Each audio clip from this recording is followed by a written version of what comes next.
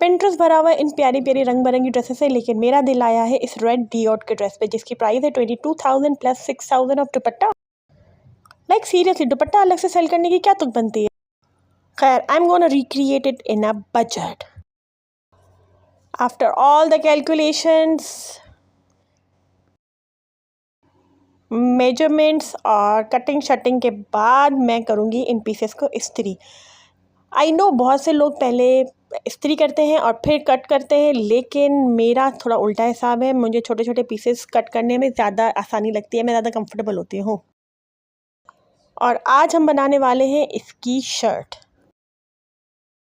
Shirt पे इतना कोई लंबा चौड़ा काम नहीं है, बहुत सिंपल प्लेन सी है। So here we go. Shirts के फ्रंट और बैक को दोनों को सही करके रख देंगे। और ये मैंने बनाया है स्टेंसिल अपनी मेजरमेंट के हिसाब से, ताकि मुझे बार बार ये इंच टेप लेके और मेजरमेंट करने की ज़रूरत ना पड़े, मेरा काम जल्दी और इजी हो जाए। इसमें बैक आर्म होल और फ्रंट आर्म होल की कटिंग मैंने अलग अलग की हुई है, सो मेरे लिए बहुत इजी हो जाता है, बहुत ही टाइम मेरा सेव हो जाता है इससे। स्लीव्स के लिए मैंने एक्स्ट्रा कपड़ा लिया है क्योंकि मुझे बनानी है चुन्नटों वाली स्लीव्स। बुकरम से मैंने फ्रंट और बैक का गला कट कर लिया था और उसका मैं पेस्टिंग करने के बैठ गई हूँ। लॉन के ड्रेसेस बहुत इजी टू मैनेज और इजी टू स्टिच होते हैं फॉर मी, क्योंकि वो हिलते नहीं हैं, वो स्लिप नहीं होते। जब मैं कोई और फैब्रिक यूज़ कर रही होती जैसे शिफॉन, कॉटन, सिल्क या कोई भी और फैब्रिक हो जाता है, तो मैं अपना बेस्ट फ्रेंड ये वाला ग्लू अपने साथ रखती हूँ। और ये रहा मेरा छोटा सा ट्रांजिशन।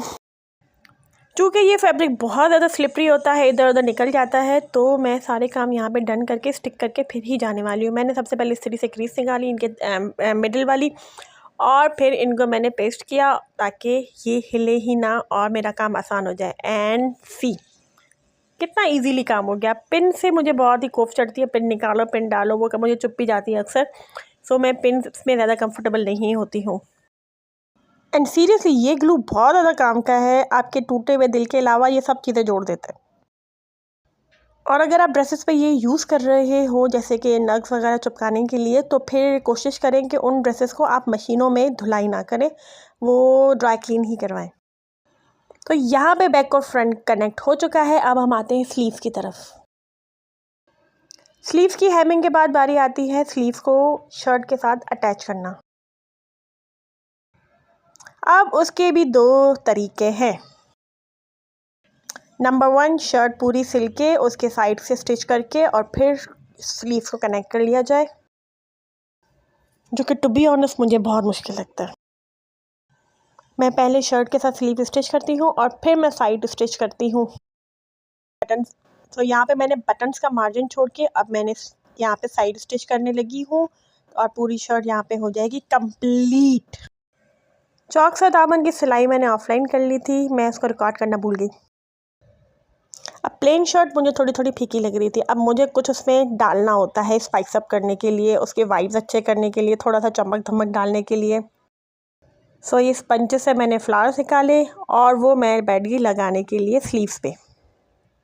ओरिजिनल ड्रेस में भी स्लीव पे, दुपट्टे पे और प्लाजो के बॉर्डर पे थोड़ी सी मुझे शाइनिंग नज़र आ रही थी, तो मैंने सोचा था मूनलाइट का कपड़ा लेके उसकी बॉर्डर लगा लूँगी, लेकिन मुझे मूनलाइट का कपड़ा कहीं मिला नहीं और सीक्वेंस भी मुझे मिले नहीं।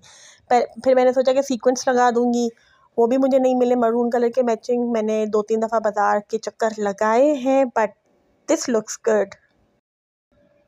3-3 फ्लावर्स मैंने लगाए स्लीव्स पे और एक एक फ्लावर मैंने लगा दिया चॉक के ऊपर।